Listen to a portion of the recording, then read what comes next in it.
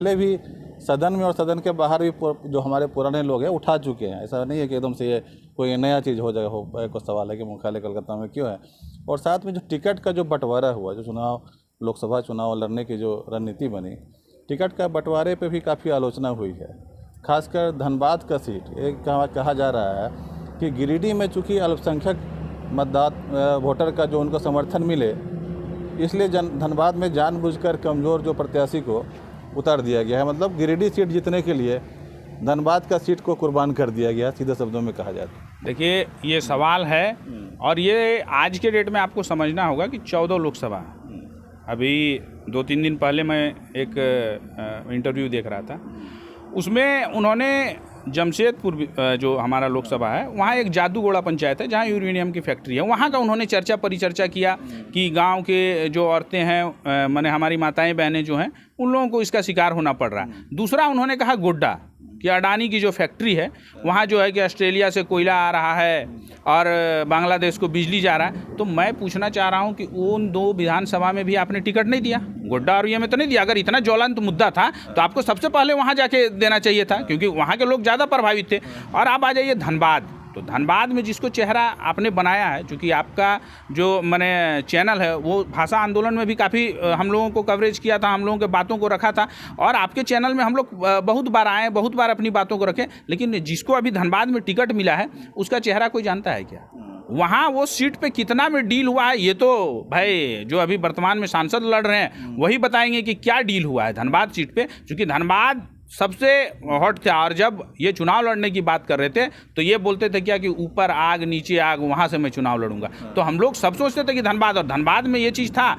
आज धनबाद की जो लोग आपको सर आंखों पे बैठा के इतना ऊपर पहुँचाए हैं, उन लोगों के साथ कहीं ना कहीं धोखा हुआ है, क्योंकि अपनी महत्वाकांक्षा के लिए धनबाद में एक डमी कैंडिडेट दे दिया। और डील क्या हुआ है वो तो वही बता सकेंगे कि डमी कैंडिडेट के लिए उनको क्या मिला है नहीं मिला है, उसका उजागर तो उन्हीं को करना पड़ेगा। क्योंकि धनबाद में कई ऐसे चेहरे थे जिन्होंने आंदोलन किया, आंदोलन में रहे, लेकिन उनको दरकिनार करके आपने एक ऐसे व्यक्ति को टिकट दे दिया जिसका नाम तक कोई उससे पहले नहीं जानता था। आंदोलन की जब शुरुआत भी हुई बोकारो धनबाद के क्षेत्र से, चूँकि राज्य सरकार ने जो है मगही और भाषा को, अंगिका वगैरह भाषा को यहाँ पे लेते आया था लोगों ने। अब लड़ाई का केंद्र जो है ये बन गया है गिरिडीह में कि चंद्र प्रकाश चौधरी सुदेश महतो के खिलाफ। जैसे लग रहा है कि सारी समस्याओं का जड़ जो है, जो वर्तमान में जो राज्य सरकार वो नहीं है, बल्कि चंद्र प्रकाश चौधरी और सुदेश महतो ही सारा समस्या झारखंड में लेके आए हुए हैं। देखिए, ये बहुत बड़ा षड्यंत्र है, ठीक है।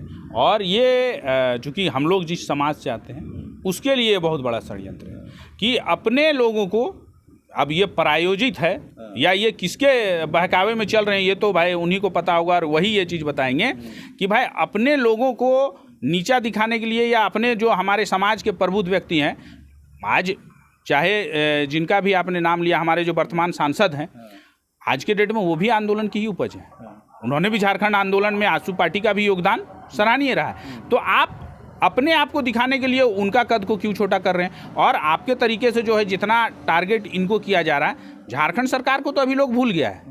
झारखंड सरकार के बारे में अब कोई बोल भी कोई कुछ नहीं रहा है कि झारखंड में क्या है नहीं है। अभी देख लीजिए झारखंड सरकार में जो ईडी के द्वारा, या अभी 2-3 दिन पहले जो 35 करोड़ रुपया मिला, तो उन सब चीज़ों का अभी कहीं कोई बात नहीं है। इससे पहले हेमंत सोरेन को, और देखिए हेमंत सोरेन के बारे में इतना बोला जा रहा था, हमारे आज पूर्व मंत्री जगन्नाथ बाबू नहीं रहे, उनके बारे में इतना बोला जा रहा था। इन्होंने क्या किया कि ये किसके इशारे पे या कौन इसके पीछे फाइनेंस कर रहा है, कौन है जो हमारे समाज को रसातल पे ले जाना चाह रहा है, ये चीज़ तो उन्हीं को पता होगा। और ये चीज़ वही जान रहे होंगे कि इसके लिए उनको क्या, कहाँ से क्या फंडिंग हो रहा है, कौन लोग इनको प्रायोजित ढंग से कर रहे हैं। और सिर्फ उन्हीं जगह पे ये आज के डेट में सिर्फ और सिर्फ जो 3-4 हमारे जो कुर्मी बाहुल क्षेत्र भी बोल सकते हैं, या जो हमारा जो जहाँ से हमारे समाज के लोग विधायक बन के आते हैं, वहीं इन्होंने टिकट देने का काम किया है। और उन्हीं लोगों को ये चाहते हैं कि ये लोग समाप्त हो जाएंगे। तो इसका एक आपको राजनीति में कल के डेट में ऐसा होगा कि जिस समाज ने इनको आगे बढ़ाया,